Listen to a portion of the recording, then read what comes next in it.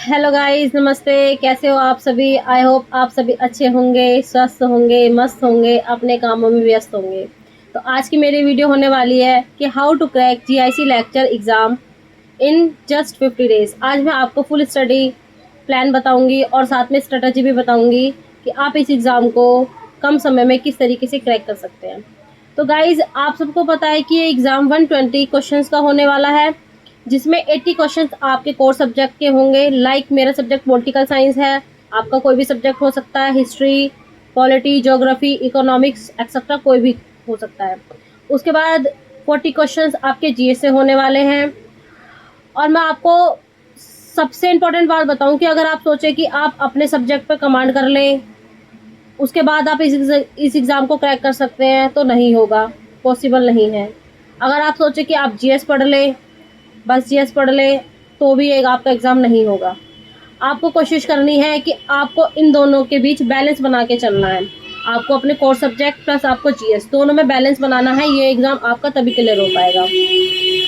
Mostly बच्चे क्या गलती करते हैं, उनका अपना सब्जेक्ट तो पहले से ही स्ट्रॉन्ग होता है, प्लस वो अपने सब्जेक्ट पे ही फोकस करते रहते हैं, जीएस को छोड़ देते हैं, जिस वजह से उनका जीआईसी का प्री एग्ज़ाम नहीं निकल पाता। ठीक है गाइस, तो मैं आज आपको वही गलती ना करने की सलाह दूंगी और आप दोनों को मेंटेन करके बैलेंस करके आप इस एग्ज़ाम की तैयारी करें।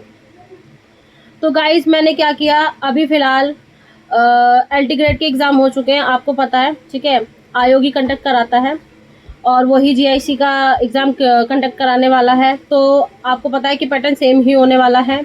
तो मैंने अभी जो एलटी ग्रेड के एग्ज़ाम सारे सभी एनालाइज़ किए और मैंने पाया कि आपके जो क्वेश्चंस आने वाले हैं जीएस में, आपको जीएस में बता रही हूँ, क्योंकि आपको अपने सब्जेक्ट की तो नॉलेज होगी, आपको जीएस आप अभी इग्नोर कर रहे होंगे। तो गाइस, आप जीएस को इग्नोर मत करिए।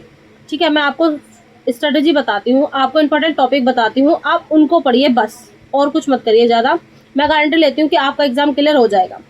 फर्स्ट ऑफ ऑल, आपको राष्ट्रीय आंदोलन पढ़ना है, क्योंकि 3 से 4 क्वेश्चन उसके जरूर आपको देखने को मिलेंगे। ठीक है, आपको करंट अफेयर पढ़नी है, ज़्यादा पुरानी नहीं पढ़नी। ठीक है, 3 से 4 महीने पुरानी पढ़नी है। ठीक है, उसके बाद आपको इकोनॉमिक से 2 से 3 क्वेश्चन पूछे जा रहे हैं, वो आपको अच्छे से पढ़नी है।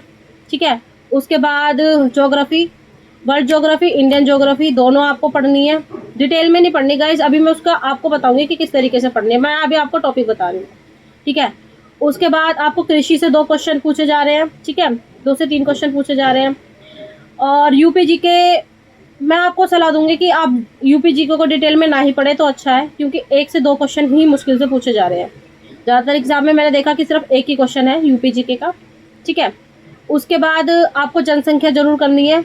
ठीक है, जनगणना, सॉरी जनसंख्या नहीं, जनगणना आपको जरूर करनी है 2011 वाली, क्योंकि उसमें से भी 2 से 3 क्वेश्चन पूछे जा रहे हैं। ठीक है, ये तो मैंने आपको जीएस का पूरा पैटर्न बता दिया कि क्या क्या एग्जाम में पूछा जा रहा है। ठीक है, अब बात ये होती है कि इतना सारा सिलेबस आप कवर कैसे करें। जीएस भी बहुत लेंथी सिलेबस है गाइज, आप यकीन नहीं करोगे, आपको जीएस को ही कवर करने के लिए 3 से 4 महीने चाहिए। पर ऐसा नहीं है कि आप नहीं कर सकते, आपके पास टाइम कम बचा है, तो उसी हिसाब से आप इसकी तैयारी करें गाइज। मैं आपको बताऊंगी कि परीक्षा वाणी की एक बुक आती है, 1 लाइनर बुक। ठीक है, उसमें क्या होता है कि 35 साल के जितने भी पुराने पेपर हैं जो आयोग ने पूछा है जीएस में, वो आपको सभी एक बुक के अंदर मिल जाएगा। आपको वो 1 लाइनर लेनी है, आपको वो 1 लाइनर पढ़नी है, जिससे आपको एग्जैक्ट आंसर याद रहे क्वेश्चन का। ठीक है, उससे आपकी बहुत हेल्प हो जाएगी, क्योंकि मैं भी वही करने वाली हूँ। तो फर्स्ट ये हो गया। ठीक है, जीएस के लिए। और अगर आपके पास, आपको लगता है कि आपका अपना सब्जेक्ट कवर हो चुका है अच्छे से, तो फिर आप जीएस के लिए क्या कर सकते हो, एक पर्टिकुलर एक सब्जेक्ट के आप घटना चक्र के पीवाईक्यू लगा सकते हो। ठीक है, ये तो हो गया आपका जीएस का। अब मैं आपको फुल स्ट्रेटेजी बताऊंगी, एक टाइम टेबल के रूटीन में बताऊंगी कि किस तरीके से आपको करना है। ठीक है, आपको सबसे पहले 6 से 7 घंटे जरूर निकालने हैं। ठीक है, जरूर पढ़ना है। तो सबसे पहले आपको क्या करना है, फर्स्ट ऑफ ऑल आपको सिलेबस को समझना है, क्योंकि गाइस ज़्यादातर बच्चे क्या करते हैं कि उनको पता नहीं होता कि एग्जाम में क्या आ रहा है क्या नहीं आ रहा, वो बुक उठाते हैं और ऐसे पढ़ना स्टार्ट कर देते हैं। आपको ये गलती नहीं करनी। आपको क्या करना है, आपको सिलेबस निकालना है, प्रिंट आउट कराना है, प्लस उसको अपने स्टडी रूम में लगाना है, फिर आपको उसके अकॉर्डिंग ही पढ़ना है। ठीक है, आपको क्या करना है, ये तो आपका फर्स्ट काम हो गया। उसके बाद सेकंड क्या करना है, आपको देखना है कि पीवाईक्यू में किस तरीके से कौन कौन टॉपिक को कवर करके क्वेश्चन पूछे गए हैं, ठीक है, ये आपको करना है सेकंड काम।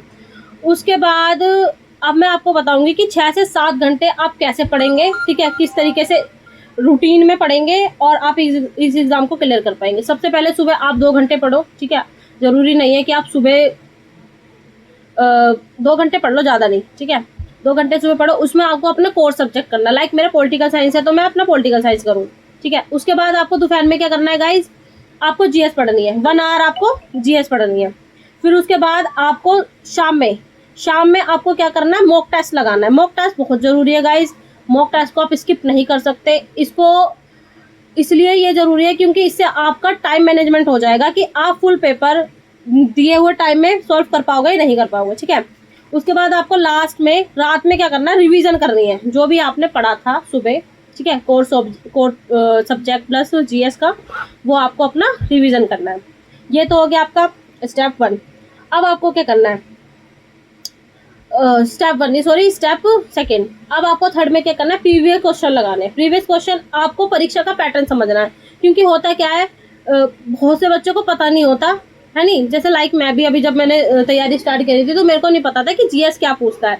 मैंने बुक उठाई यूथ की, ठीक है, उसमें तो यूसीजी के, झारखंड के, पंजाब के, हरियाणा के सभी पीजीटी टीचर के क्वेश्चन थे, ठीक है। तो मैंने क्या करा, मैंने ऐसी लगाना उसको शुरू कर दिया। गाइज आपको ऐसी गलती नहीं करनी, आपको देखना है कि इसके सिलेबस में क्या क्या टॉपिक है, उसके अकॉर्डिंग आपको पढ़ना है, फिर आपको पीवाईक्यू लगाने हैं, ठीक है। तो ये गलती आप मत करना। अब सेकंड आपको क्या करना है, आपको 10 साल पुराने पीवाईक्यू भी सॉल्व करने हैं इसी एग्जाम के, ठीक है। और उसके बाद इससे क्या पता चलेगा कि आपको किस तरीके के क्वेश्चन आते हैं, प्रश्न कैसे पूछे जाते हैं, पूछने का तरीका क्या होता है, ये सारी चीज़ें आपको पता चल जाएगी।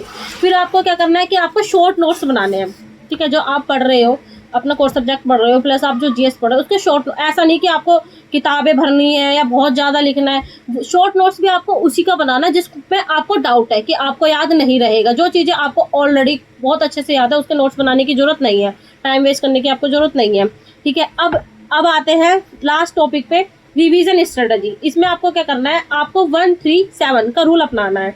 इसके लिए सबसे पहले आपको, आप जो पढ़ रहे हो अगले दिन आपको, मतलब एक दिन बाद आपको रिवीजन करना है, ठीक है। फिर उसके बाद 3 दिन बाद आपको रिवीजन करना है, फिर उसके बाद आपको 7 दिन बाद रिवीजन करना है। इससे क्या होगा कि जो भी आपने पढ़ा है वो आपको लंबे समय तक याद रहेगा, आप भूलोगे नहीं, ठीक है।